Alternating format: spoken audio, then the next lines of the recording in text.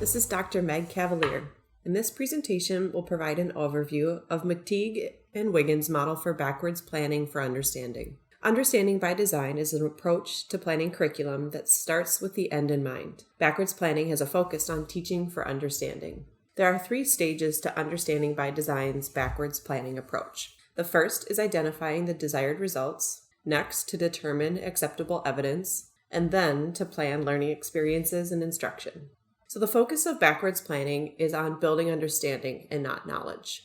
To look at the difference between knowledge and understanding really is looking at the meaning of facts, the theory that provides coherence and meaning to those facts. While knowledge are verifiable claims, understanding is fallible. It's an in-process around theories. In knowledge, there's a dichotomy of right or wrong, whereas in understanding, there's a matter of degree or sophistication. We can say, I understand why it is and what makes it knowledge, versus just knowing something to be true or not. And lastly, I judge when to and when to not use what I know. When we really think about what we want our students to be able to do, while knowledge is important, the focus on understanding has clear benefits.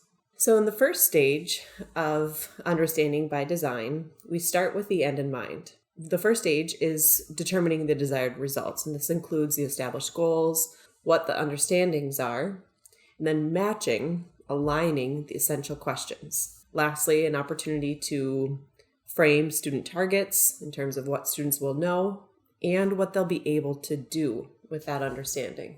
The second stage of planning includes evidence of learning by means of assessment. So what performance-based tasks will student complete, and what is other evidence that we know students are learning? Again, the assessment should be directly aligned with our desired results. The last step in the process is to plan the learning activities.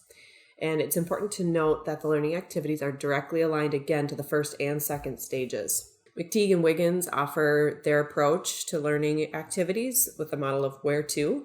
And you can see what each of those letters stand for to guide the process of, again, building understanding.